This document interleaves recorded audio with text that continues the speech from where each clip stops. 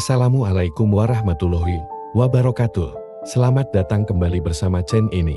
Kali ini, kita akan jalan-jalan menuju kota Yogyakarta. Melalui Gunung Kidul, kita akan menuruni Bukit Gunung Kidul dengan keindahan panoramanya. Selamat menikmati. Asal-usul nama Gunung Kidul, sesuai dengan lokasinya yang berada di bagian selatan Pegunungan Sawo, dalam bahasa Jawa. Gunung Kidul berarti gunung yang berada di selatan. Dikutip dari laman resmi pemerintahannya, wilayah Kabupaten Gunung Kidul sendiri merupakan sebuah hutan belantara. Kabupaten Gunung Kidul adalah salah satu kabupaten di daerah istimewa Yogyakarta, Indonesia. Pusat pemerintahan berada di Kecamatan Wonosari, dengan luas sekitar 1/3 dari luas daerah induknya. Kabupaten ini relatif rendah kepadatan penduduknya daripada kabupaten-kabupaten lainnya. Kabupaten ini berbatasan dengan Kabupaten Klaten dan Kabupaten Sukoharjo di utara, Kabupaten Wonogiri di timur, Samudra Hindia di selatan, serta Kabupaten Bantul dan Kabupaten Sleman di barat. Kabupaten Gunung Kidul memiliki 18 kecamatan. Sebagian besar wilayah kabupaten ini berupa perbukitan dan pegunungan kapur, yakni bagian dari Pegunungan Sewu. Gunung Kidul dikenal sebagai daerah tandus dan sering mengalami kekeringan di musim kemarau, namun menyimpan kekhasan sejarah yang unik, selain potensi pariwisata, budaya, maupun kuliner. Pada waktu Gunung Kidul masih merupakan hutan belantara, terdapat suatu desa yang dihuni beberapa orang pelarian dari Majapahit. Desa tersebut adalah Pongangan, yang dipimpin oleh R. Dewa Katong saudara Raja Brawijaya, setelah R. Dewa Katong pindah ke desa Katongan 10 km utara Pongangan. Puteranya yang bernama R. Suromijo membangun desa Pongangan, sehingga semakin lama semakin ramai. Beberapa waktu kemudian, R. Suromijo pindah ke Karangmojo. Perkembangan penduduk di daerah Gunung Kidul itu didengar oleh Raja Mataram Sunan Amangkurat Amral yang berkedudukan di Kartosuro. Kemudian ia mengutus Senopati Ki Tumenggung Prawiropekso agar membuktikan kebenaran berita tersebut. Setelah dinyatakan kebenarannya, Tumenggung Prawiropekso menasihati R. Suromejo agar meminta izin pada Raja Mataram, karena daerah tersebut masuk dalam wilayah kekuasaannya. R. Suromejo tidak mau, dan akhirnya terjadilah peperangan yang mengakibatkan dia tewas. Begitu juga dua anak dan menantunya, Ki Poncodirjo, yang merupakan anak R. Suromejo, akhirnya menyerahkan diri. Oleh Pangeran Sambernyawo diangkat menjadi Bupati Gunung Kidul I. Namun Bupati Mas Tumenggung Poncodirjo tidak lama menjabat, karena adanya penentuan batas-batas daerah Gunung Kidul antara Sultan dan Mangkunegaran II pada tanggal 13 Mei tahun 1831. Gunung Kidul selain Nawon sebagai daerah enklave, Mangkunegaran menjadi kabupaten di bawah kekuasaan Kesultanan Yogyakarta. Mas Tumenggung Poncodirjo diganti Mas Tumenggung Prawirosetiko, yang mengalihkan kedudukan kota kabupaten dari Ponjong ke Wonosari. Menurut Dr. M. Suryodiningrat, dalam bukunya Peperintahan Praja Kejawan, yang dikuatkan buku di Forstenlanden, terbitan tahun 1931 tulisan J.P. Rovar. Dan pendapat B. M. Primer, Aikar, Pringgodiglo dalam bukunya Omstaanen Grui van het Mangkunegaros Cerike. Berdirinya Gunung Kidul daerah administrasi tahun 1831 setahun selesai Perang Diponegoro, bersamaan dengan terbentuknya kabupaten lain di Yogyakarta, disebutkan bahwa Gunung Kidul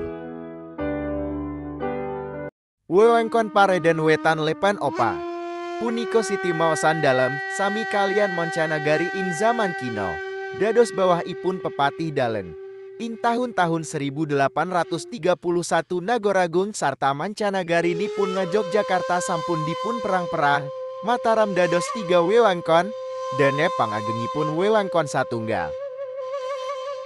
Wewengkon satunggalipun dipun wastani Bupati Wadono Distrik Kaparingan Sesebatan Tumenggung. Inggih puniko Sleman Rumijin Denggon, Kalasan serta Bantun. Siti maosan dalam ing pengasih dipun kuwasa dening Bupati Wadono Distrik Pamajegan dalam. Sesebatan nipun ria. Dan oleh upaya yang dilakukan panitia untuk melacak hari jadi Kabupaten Gunung Kidul tahun 1984 baik yang terungkap melalui fakta sejarah, penelitian, pengumpulan data dari tokoh masyarakat, pakar serta daftar kepustakaan yang ada, akhirnya ditetapkan bahwa Kabupaten Gunung Kidul dengan Wonosari sebagai pusat pemerintahan lahir pada hari Jumat Legi tanggal 27 Mei tahun 1831 atau 15 Besarji tahun 1758 dan dikuatkan dengan keputusan Bupati Kepala Daerah Tingkat 2 Gunung Kidul No. 70-188, 45 Juni 1985 tentang penetapan hari, tanggal bulan dan tahun hari jadi Kabupaten Gunung Kidul. Yang ditandatangani oleh Bupati saat itu Dr. Andus KRT Sosro Hadiningrat tanggal 14 Juni tahun 1985. Sedangkan secara yuridis, status Kabupaten Gunung Kidul sebagai salah satu daerah kabupaten-kabupaten yang berhak mengatur dan mengurus rumah tangganya sendiri dalam lingkungan daerah istimewa Yogyakarta dan berkedudukan di Wonosari sebagai ibu kota kabupaten, ditetapkan pada tanggal 15 Agustus tahun 1950. Pada saat Gunung Kidul dipimpin oleh KRT Labaningrat. Gunung Kidul, sebuah kabupaten di daerah istimewa Yogyakarta DIY, memiliki kekayaan alam dan budaya masyarakat yang cukup potensial. Hingga kini, tempat wisata di Gunung Kidul terus bermunculan karena diuntungkan dengan kombinasi kontur alam yang indah, baik pantai, pegunungan, perbukitan,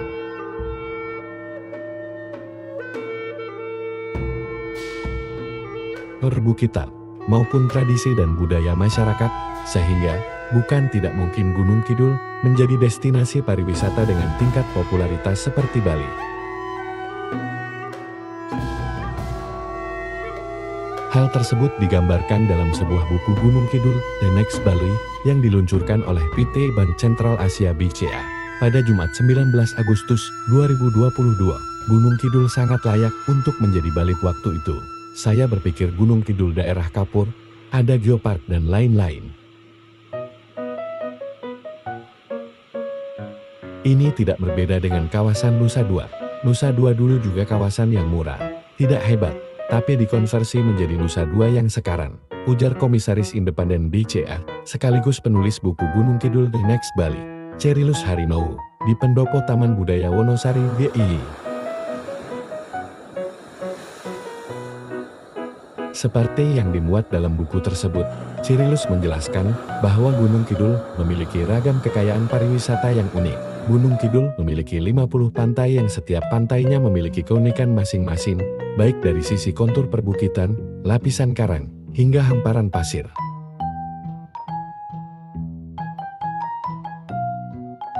Dengan demikian, ke-50 pantai di Gunung Kidul tidaklah sekadar pasir yang memanjang berkilo-kilometer jauhnya, tetapi pantai yang berbeda satu dengan yang lainnya.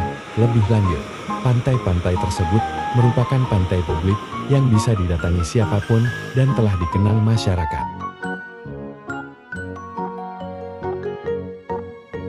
Selain itu, Gunung Kidul juga masih memiliki banyak pantai yang belum banyak diketahui oleh masyarakat, serta bisa dikembangkan sebagai pantai pribadi atau private jet, sebagai resort untuk kelas menengah ke atas. Pantai-pantai itu juga layak untuk dikembangkan sebagai destinasi pariwisata umum. Gunung Kidul dikenal pula dengan tempat wisata berupa gua-gua yang indah, termasuk 13 Taman Bumi Geopark, yang menjadi bagian dari 165 ONS Geopark Network. Beberapa geopark tersebut diantaranya adalah Gunung Purbang Langgaran, Gua Jomblang, Air Terjun Sri Getup, dan Gua Pindul. Adapun untuk geopark, yang merupakan jaringan dari ONS, kawasan tersebut telah diperiksa dengan teliti oleh ahli dari ONS PBB. Beberapa hal yang diteliti, antara lain biologi dan ekonomi, sebelum mereka kemudian memutuskan kawasan tersebut merupakan geopark dari jaringan ONS. Kepala Dinas Pariwisata Gunung Kidul, Muhammad Arif Aldian mengatakan, salah satu potensi Gunung Kidul adalah dari budaya dan masyarakatnya. Saya pernah nanya ke wisatawan, apa yang bikin kamu suka berkunjung ke Gunung Kidul? Saya di sini sangat nyaman dengan hospitality-nya, kata Arif. Ia menambahkan, meski masyarakat Gunung Kidul secara umum masih sangat tradisional dengan budaya dan identitas lokal, mereka mampu menempatkan diri, meski masih sangat tradisional dengan budaya dan identitas lokal Gunung Kidul. Mereka mampu menempatkan diri dan posisi dengan baik, sehingga wisatawan semakin baik. Yang kemarin Januari-Agustus tahun 2022 sudah 2 juta wisatawan, terang dia. Sementara IVPCSRBC, Ine Setiawati mengatakan bahwa pariwisata dan keindahan dari Gunung Kidul merupakan salah satu potensi kuat di Indonesia. Tidak sedikit lagi sekarang orang-orang yang mengenal daerah Gunung Kidul sebagai daerah indah dan pariwisata yang sangat menarik, bukan lagi sebagai daerah yang gersang atau kekurangan seperti dahulu, ujarnya. Cyrillus menambahkan, Gunung Kidul sangat mungkin akan terus berkembang pesat mengingat masih banyak destinasi pariwisata yang bisa dikembangkan. Tidak hanya Gua Pindul yang menjadi tempat wisata pertama yang dikembangkan, kata dia, tempat-tempat wisata lainnya ikut menyusun. Beberapa tempat tersebut diantaranya Pantai Kesiran, Pantai Sundan, Air Terjun Srigetlung, Goa Jomblang, Puncak Segoro, South Shore Beach Club, Hayah Ski View, Hayah Ocean View Obelix Hills, Drini Hills Diamond Villa, dan Hotel Radika Paradise. Perlu pendekatan yang lebih strategis untuk menjaga kesinambungan dan keberlanjutan pengembangan pariwisata tersebut, misalnya melalui penetapan Gunung Kidul sebagai the next Bali.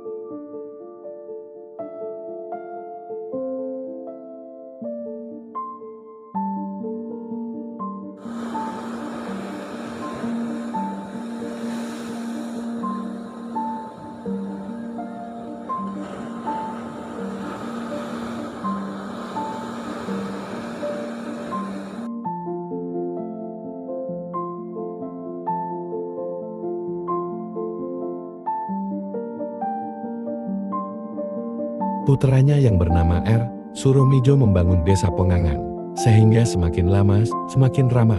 Beberapa waktu kemudian, R. Suromijo pindah ke Karangmojo.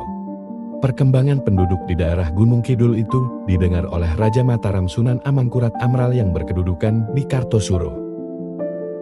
Kemudian ia mengutus Senopati Ki Tumenggung Prawiropekso agar membuktikan kebenaran berita tersebut. Setelah dinyatakan kebenarannya, Tumenggung Prawiropekso menasihati R. Suromejo agar meminta izin pada Raja Mataram, karena daerah tersebut masuk dalam wilayah kekuasaannya. R. Suromejo tidak mau, dan akhirnya terjadilah peperangan yang mengakibatkan dia tewas. Begitu juga dua anak dan menantunya, Ki Poncodirju, yang merupakan anak R. Suromejo, akhirnya menyerahkan diri. Oleh Pangeran Sambernyawo diangkat menjadi Bupati Gunung Kidul I. Namun Bupati Mas Tumenggung Poncodirjo tidak lama menjabat. karena adanya penentuan batas-batas daerah Gunung Kidul antara Sultan dan Mangkunegaran II pada tanggal 13 Mei tahun 1831. Gunung Kidul selain Nawon sebagai daerah enklave, Mangkunegaran menjadi kabupaten di bawah kekuasaan Kesultanan Yogyakarta. Mas Tumenggung Poncodirju diganti Mas Tumenggung Prawiro Setiko yang mengalihkan kedudukan kota kabupaten dari Ponjong ke Wonosari. Menurut Dr. M. Suryo Diningrat dalam bukunya Peperintahan Praja Kejawan yang dikuatkan buku di Forstenlanden, terbitan tahun 1931 tulisan J.P. Rovar dan pendapat B. M. Temer, Aika, Pringgodigul dalam bukunya Omstaanen Grui van het Mangkunegaros Cerike. Berdirinya Gunung Kidul daerah administrasi tahun 1831 setahun selesai Perang Diponegoro, bersamaan dengan terbentuknya kabupaten lain di Yogyakarta, disebutkan bahwa Gunung Kidul wewengkon Pareden Wetan Lepan Opa puniko siti maosan dalam sami kalian moncanagari ing zaman kino dados bawah ipun pepatih dalen ing tahun-tahun 1831 Nagoragung sarta mancanagari nipun Yogyakarta sampun dipun perang-perang Mataram dados 3 wewengkon dene pangagengipun wewengkon satunggal. Wewengkon satunggalipun dipun wastani Bupati Wadono Distrik Kaparingan Sesebatan Tumenggung inggih punika Sleman Rumijin Denggon, Kalasan serta Bantun. Siti maosan dalam ing pengasih dipun kuwasa dening Bupati Wadono Distrik Pamajegan dalam sesebatan nipun ria. Dan oleh upaya yang dilakukan panitia untuk melacak hari jadi Kabupaten Gunung Kidul tahun 1984 baik yang terungkap melalui fakta sejarah, penelitian, pengumpulan data dari tokoh masyarakat, pakar serta daftar kepustakaan yang ada, akhirnya ditetapkan bahwa Kabupaten Gunung Kidul dengan Wonosari sebagai pusat pemerintahan lahir pada hari Jumat Legi tanggal 27 Mei tahun 1831 atau 15 Besarji tahun 1758 dan dikuatkan dengan keputusan Bupati Kepala Daerah Tingkat 2 Gunung Kidul No. 70-188, 45 Juni 1985 tentang penetapan hari, tanggal bulan dan tahun hari jadi Kabupaten Gunung Kidul. Yang ditandatangani oleh Bupati saat itu Dr. Andus KRT Sosro Hadiningrat tanggal 14 Juni tahun 1985. Sedangkan secara yuridis, status Kabupaten Gunung Kidul sebagai salah satu daerah kabupaten-kabupaten yang berhak mengatur dan mengurus rumah tangganya sendiri dalam lingkungan daerah istimewa Yogyakarta dan berkedudukan di Wonosari sebagai ibu kota kabupaten, ditetapkan pada tanggal 15 Agustus tahun 1950.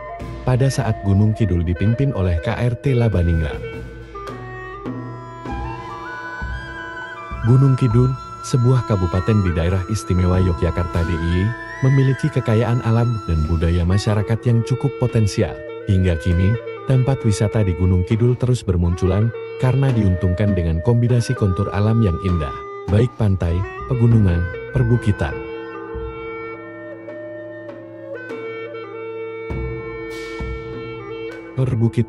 maupun tradisi dan budaya masyarakat, sehingga bukan tidak mungkin Gunung Kidul menjadi destinasi pariwisata dengan tingkat popularitas seperti Bali.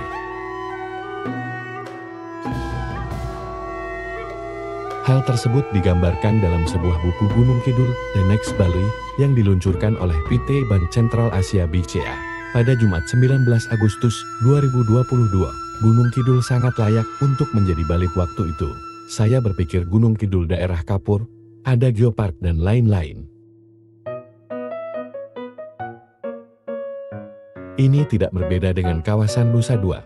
Nusa Dua dulu juga kawasan yang murah, tidak hebat, tapi dikonversi menjadi Nusa Dua yang sekarang, ujar Komisaris Independen BCA, sekaligus penulis buku Gunung Kidul The Next Bali, Cerilus Harinowo, di Pendopo Taman Budaya Wonosari DIY.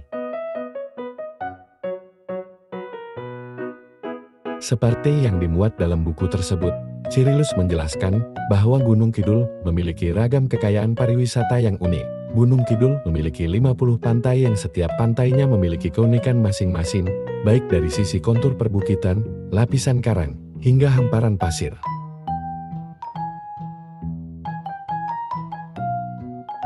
Dengan demikian, ke-50 pantai di Gunung Kidul tidaklah sekadar pasir yang memanjang berkilo-kilometer jauhnya, tetapi pantai yang berbeda satu dengan yang lainnya. Lebih lanjut, pantai-pantai tersebut merupakan pantai publik yang bisa didatangi siapapun dan telah dikenal masyarakat. Selain itu, Gunung Kidul juga masih memiliki banyak pantai yang belum banyak diketahui oleh masyarakat, serta bisa dikembangkan sebagai pantai pribadi atau private jet. Sebagai resort untuk kelas menengah ke atas, pantai-pantai itu juga layak untuk dikembangkan sebagai destinasi pariwisata umum. Gunung Kidul dikenal pula dengan tempat wisata berupa gua-gua yang indah, termasuk 13 Taman Bumi Geopark yang menjadi bagian dari 165 ONS Geopark Network. Beberapa geopark tersebut diantaranya adalah Gunung Purbang Langgaran, Gua Jomblang, Air Terjun Sri Getup, dan Gua Pindul. Adapun untuk geopark yang merupakan jaringan dari ONS-Geo, kawasan tersebut telah diperiksa dengan teliti oleh ahli dari ONS-Geo PBB. Beberapa hal yang diteliti, antara lain geologi dan ekonomi, sebelum mereka kemudian memutuskan kawasan tersebut merupakan geopark dari jaringan ONS-Geo. Kepala Dinas Pariwisata Gunung Kidul, Muhammad Arif Aldian mengatakan, salah satu potensi Gunung Kidul adalah dari budaya dan masyarakatnya. Saya pernah nanya ke wisatawan, apa yang bikin kamu suka berkunjung ke Gunung Kidul? Saya di sini sangat nyaman dengan hospitality-nya, kata Arif. Ia menambahkan, meski masyarakat Gunung Kidul secara umum masih sangat tradisional dengan budaya dan identitas lokal, mereka mampu menempatkan diri, meski masih sangat tradisional dengan budaya dan identitas lokal Gunung Kidul. Mereka mampu menempatkan diri dan posisi dengan baik, sehingga wisatawan semakin baik. Yang kemarin Januari-Agustus tahun 2022 sudah 2 juta wisatawan, terang dia. Sementara IVPCSRBC, Inge Setiawati mengatakan bahwa pariwisata dan keindahan dari Gunung Kidul merupakan salah satu potensi kuat di Indonesia.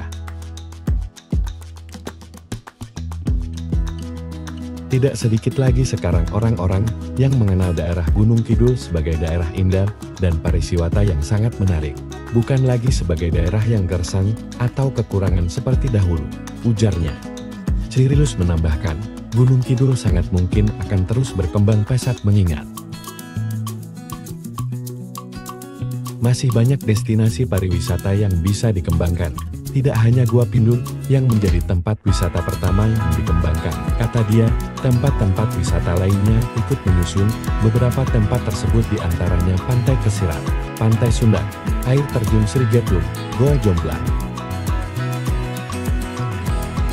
Puncak Segoro, South Shore Beach Club, Hayah Ski View, Hayah Ocean View, Obelix Hills, Drini Hills Diamond Villa, dan Hotel Radika Paradise. Perlu pendekatan yang lebih strategis untuk menjaga kesinambungan dan keberlanjutan pengembangan pariwisata tersebut, misalnya melalui penetapan Gunung Kidul sebagai The Next Bali.